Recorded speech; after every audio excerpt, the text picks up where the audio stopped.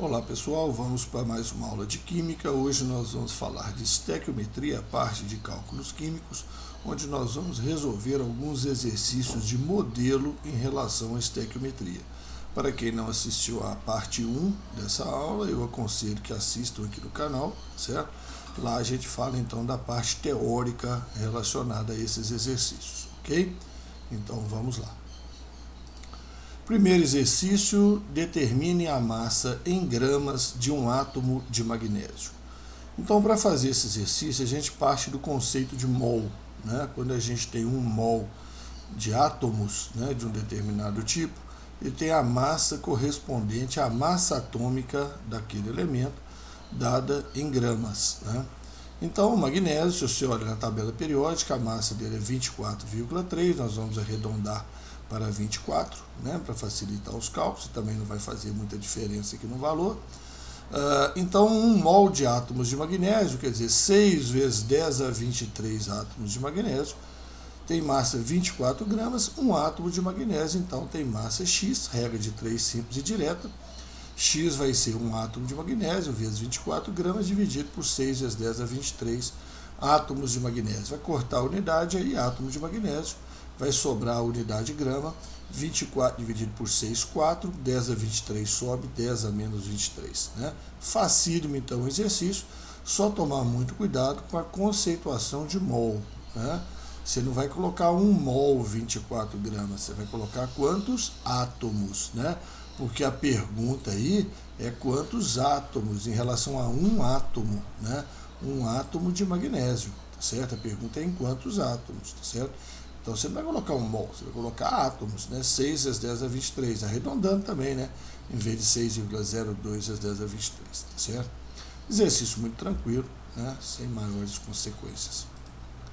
Determine o número de moléculas de metano, CH4, que estão presentes em 3.200 gramas desse gás. Número de moléculas. Quantas moléculas? 20, 100, 2.000, 1 bilhão? Né? Número de mols não, hein? Atenção, cuidado para não responder por número de mols. Tá? Carbono pesa 12, hidrogênio pesa 1, então o metano pesa 16. Aqui está a fórmula, né, do metano aqui no modelozinho estrutural. Né? Então o metano pesa 16 gramas por mol. Então isso quer dizer que 16 gramas de metano tem 6 vezes 10 a 23 moléculas de metano. Né? Um mol de moléculas de metano.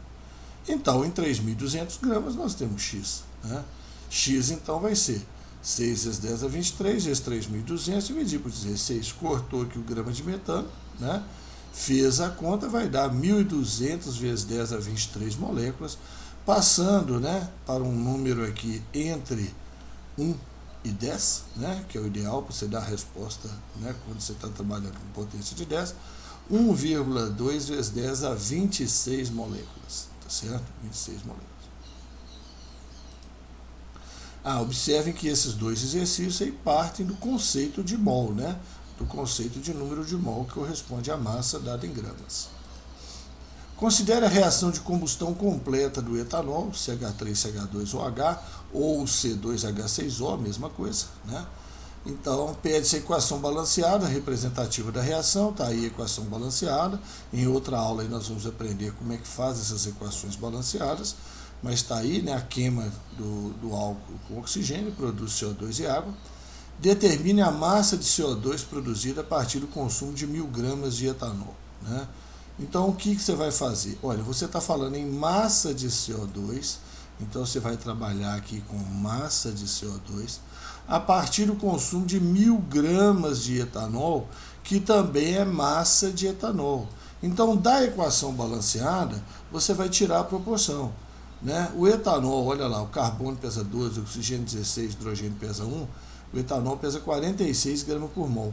Então, na equação, eu tenho 1 mol de etanol, né? 1 mol de etanol, são 46 gramas, que formam 2 mol de CO2, cada CO2 pesa 44, só você somar aí. 12 do carbono, 32 dos 2 do oxigênio. Então, 44 vezes 2, 88. Então, 46 gramas de etanol geram 88 gramas de gás carbônico. 1.000 gramas de etanol gera X aproximadamente 1913. Observe que se fosse uma questão de múltipla escolha, né, talvez você não precisasse fazer a conta toda, porque O dobro de 46 é 92, 88 é um pouco menos, não é isso? Então a resposta seria o dobro de 1000, um pouco menos, quer dizer, um pouco menos de 2000. Então se só tivesse uma resposta lá pouco abaixo de 2000, seria a resposta correta, né? Isso é muito comum nas provas do Enem, que as alternativas que eles dão são muito discrepantes, né? Eles colocam lá 30, 100, 200, 1913, 8014, certo?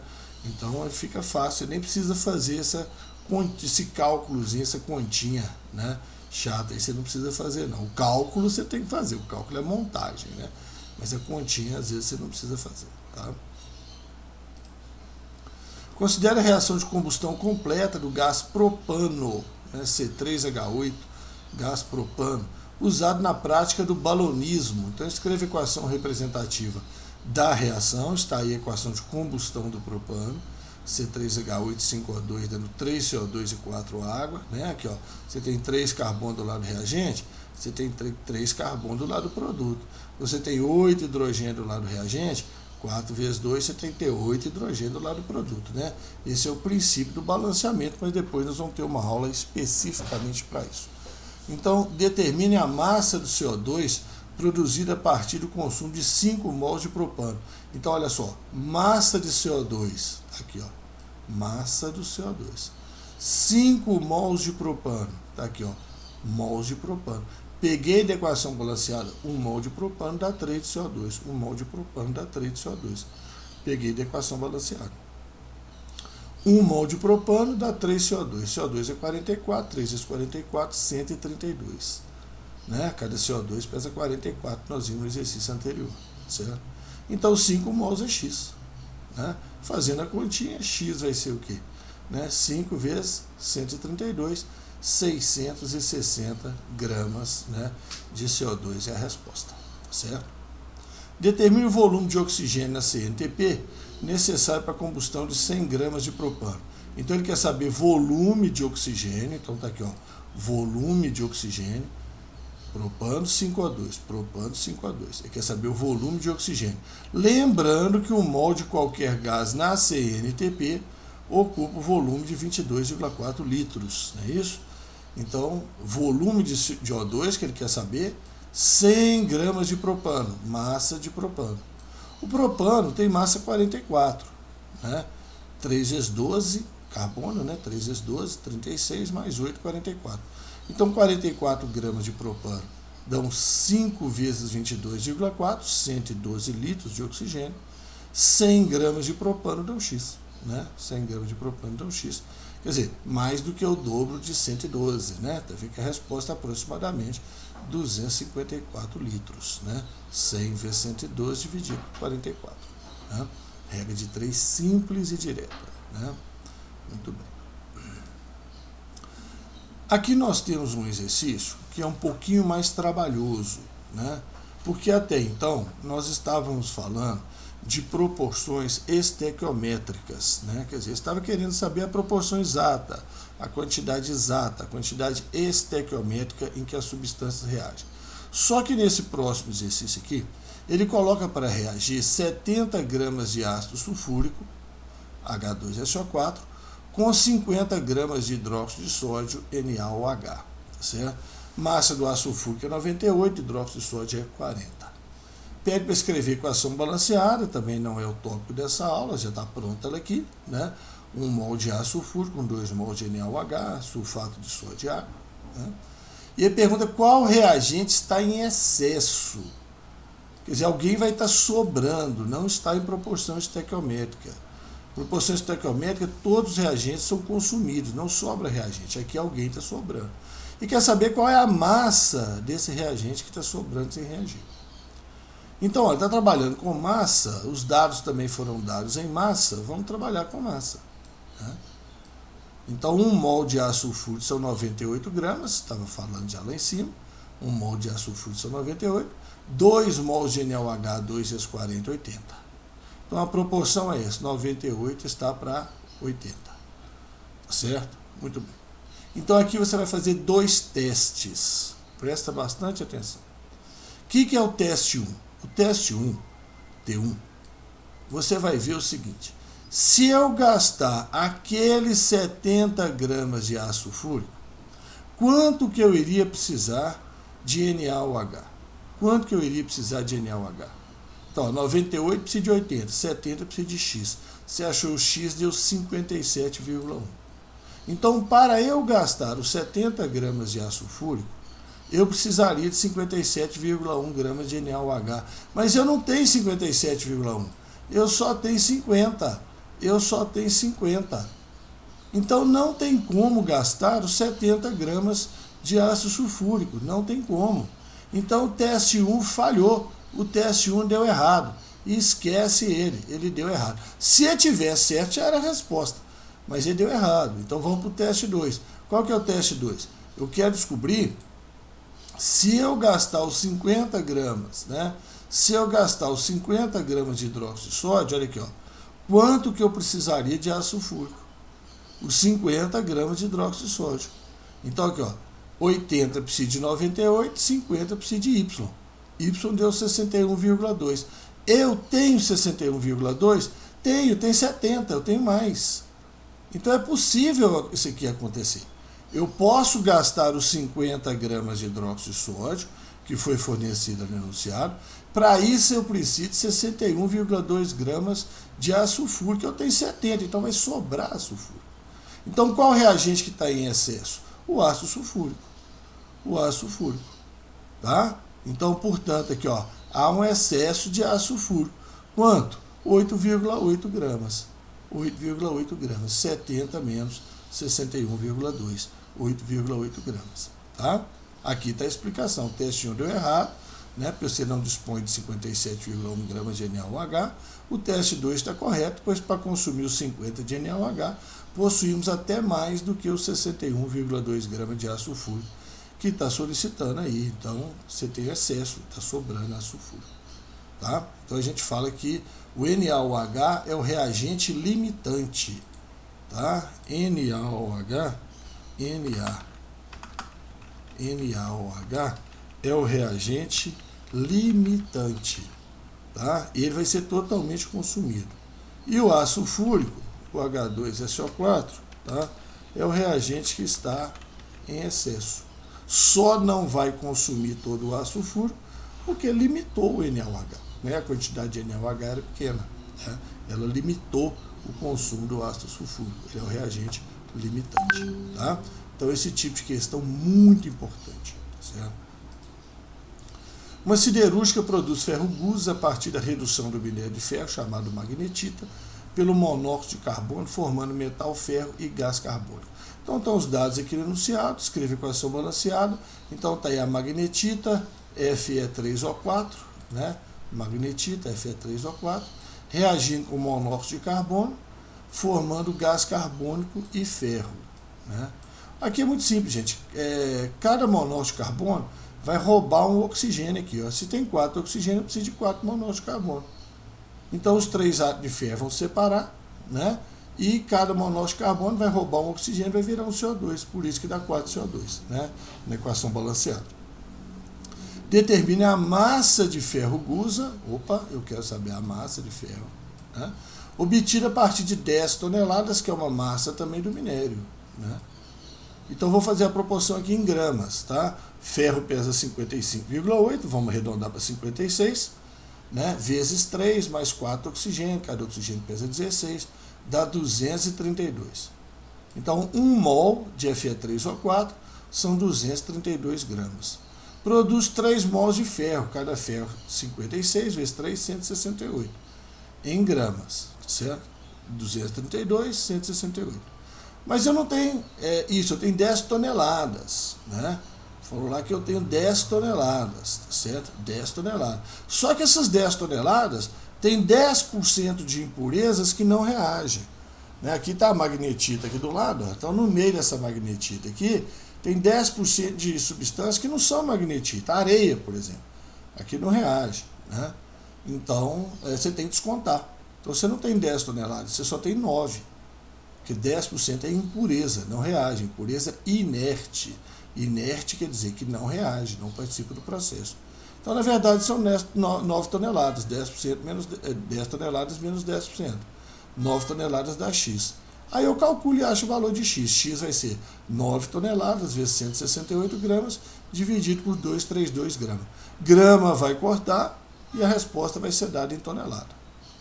Ah, professor, mas eu sempre tive uma dúvida. Aqui está em grama e aqui está em tonelada. Pode? Pode. Gente, se na mesma linha tiver a mesma unidade, pode, tá? Grama, grama. Tonelada, tonelada. Também vale para a coluna, tá? Se nessa coluna fosse grama e nessa coluna fosse tonelada, também poderia. Tá certo? O que não pode é você misturar as coisas. Tá certo? Então, no caso aqui, ó, mesma linha, mesma unidade, mesma linha, X, 6,5 toneladas fazendo a conta. Perfeito? 9 vezes 168 dividido por 232. Tá ok? Então, cuidado com isso aí, subtrair as impurezas. Bom, aqui é a cal virgem, né? Obtida a partir da calcinação do calcário, carbonato de cálcio, em alta temperatura, produzindo também um gás. Certo? Então, a cal virgem e o calcário. É muito simples, né? O calcário CaCO3 produz a cal virgem, que é o CaO. O que sobrou? Um carbono, 2 oxigênio, um gás, né? Que no caso é o CO2. Fala que produz um gás. O gás, no caso aí, é o CO2, né? O gás produzido. Tá? Equação tranquila, facinha de fazer. Considere um carregamento de calcário com 10% de impureza inerte. Ah, igual ao exercício anterior. Cuidado aqui agora, tá? Cuidado, tem uma diferença importante. Qual massa desse calcário, quer dizer, desse carregamento, qual massa em quilos que eu devo usar, né, para obter 1000 quilos de cal virgem? Então, ó, é massa do calcário em quilos, né, para obter 1000 quilos de cal virgem. É massa de calcário para obter massa de cal virgem. Trabalhando com massa, então. CaCO3 pesa 100, 40 mais 12 mais 48, 3 vezes 16. Então, o calcário pesa 100 gramas por mol, 1 mol. CaO, 40 mais 16, 56. 100 está para 56 gramas, assim como tantos quilos que eu vou precisar para produzir 1000 quilos de cal virgem. Tá vendo? Ó, na mesma linha grama, na mesma linha quilo. Fazendo a conta, 1000 vezes 100 dividido por 56, aproximadamente 1.785 quilos. Bom, aí tá lá, né? Se fosse a questão de múltipla escolha, você estaria na letra A, o sujeito é feliz da vida lá, marcar e errar. Tá? Essa seria a resposta, observe que eu escrevi aqui, se o carregamento de calcário fosse 100% puro. Mas ele não é 100% puro, ele é apenas 90% puro. Então isso aqui, esse 1785, é a parte pura que eu preciso. No carregamento, seja lá quanto for o índice de impureza, eu preciso de 1785 kg de calcário puro. Ou seja, ele é a parte pura. Ué, se a impureza é 10%, se a impureza é 10%, então a parte pura é 90%. Então 1785 é 90% do meu carregamento.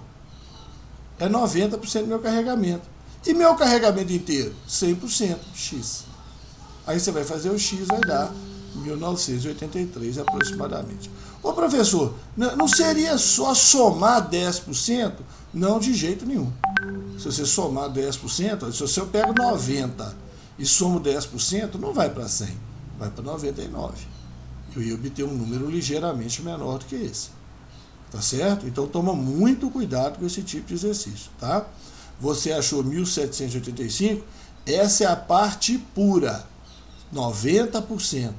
Essa é a parte pura, que é o que você precisa de calcário. É 90% da amostra. A amostra total é o 100%. Aí você faz a regra de 3 desse jeito. Estude muito esse exercício. Esse exercício é maldoso, tá? Esse exercício é maldoso. E pode vir na matemática também parecido com isso aí. Né? A cada caixa de laranja, 5% das laranjas estão podres. Né? Quantas caixas que eu preciso para ter tantas laranjas sadias? Eu vou ter que levar em consideração, né, isso aí também, é uma história semelhante. Tá? Eu tenho que descontar, né? Aquela impureza ali, ela não faz parte aí do que eu preciso, aqui que está sendo solicitado. Então toma muito cuidado com esse exercício. Esse é perigoso.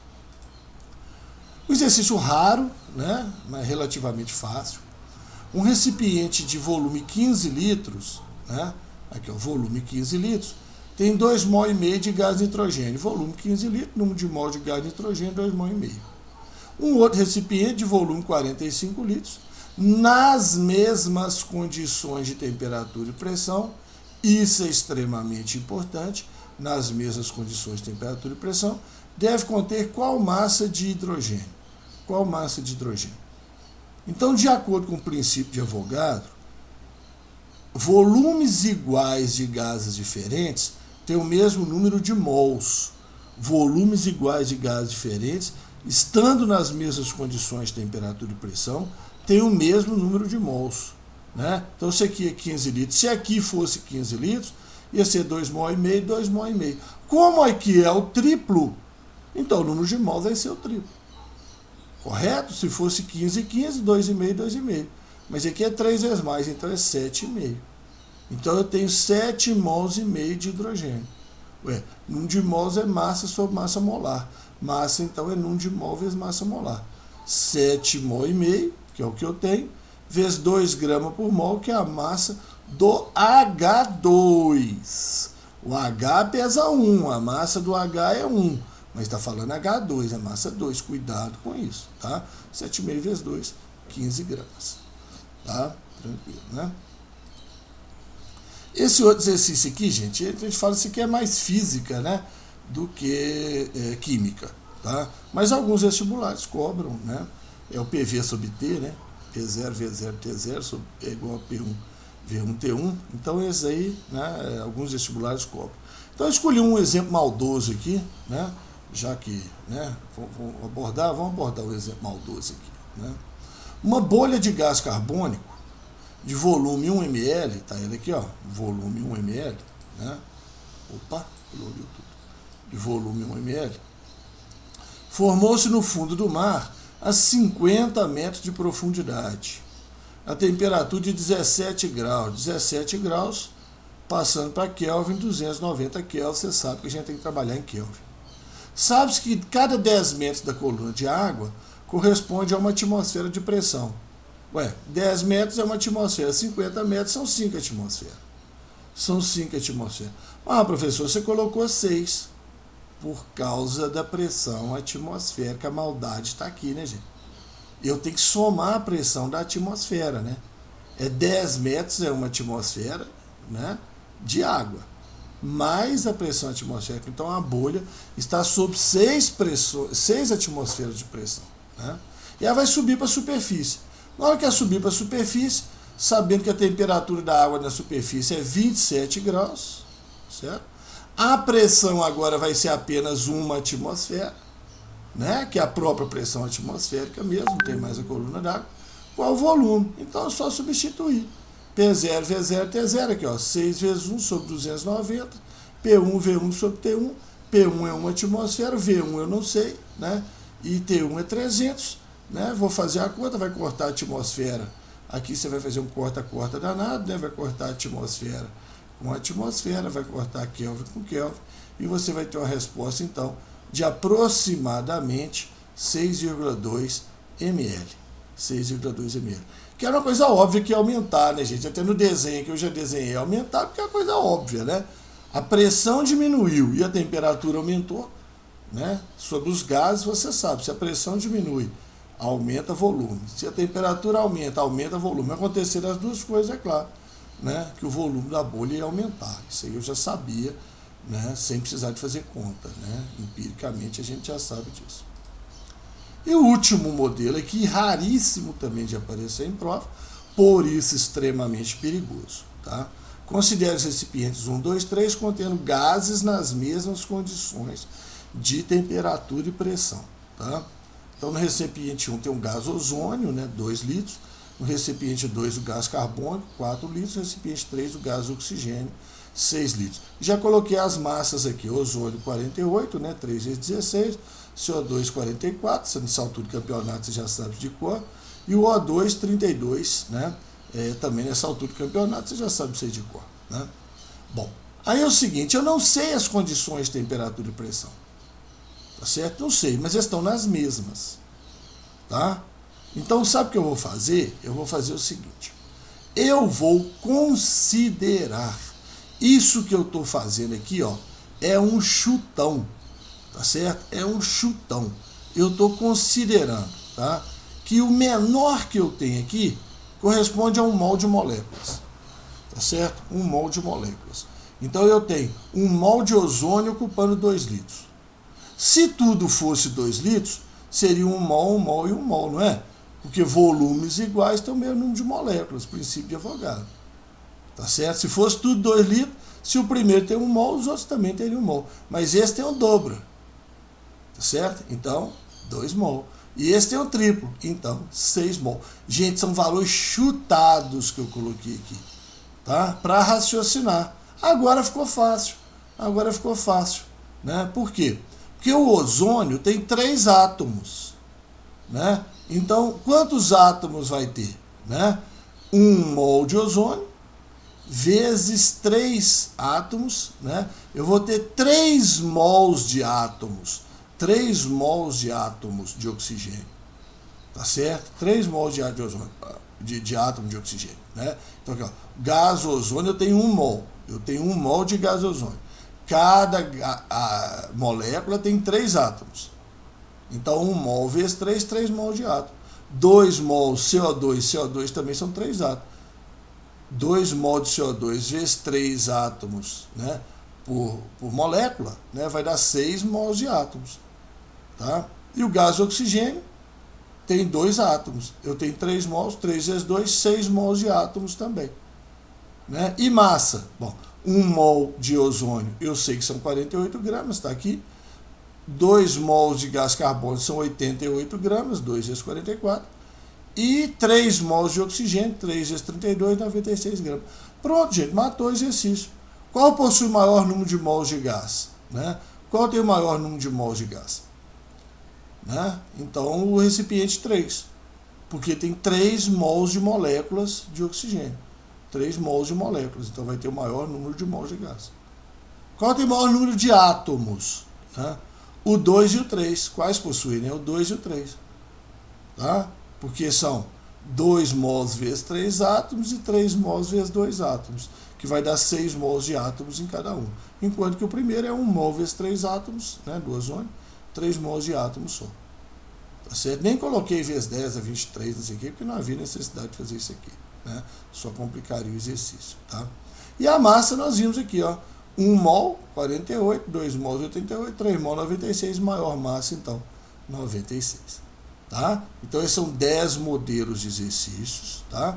Eu aconselho vocês a dar uma olhada, depois volta para o slide, né? Dá uma olhadinha na resolução do exercício, lê com muita atenção, a interpretação da pergunta é fundamental. Se você não interpreta a pergunta direito, jamais que você vai encontrar a resposta certa. Tá? E também praticar aqueles arredondamentos ali, né? Perceber mais ou menos de cabeça quanto é que vai dar, porque às vezes na questão de múltipla escolha do Enem, você ganha bastante tempo com isso aí, ok? Então por hoje é isso aí, até a próxima aula aí, agradeço a vocês, dúvidas, sugestões, então postem aí nos comentários que a gente tenta resolver, ok? Grande abraço para vocês.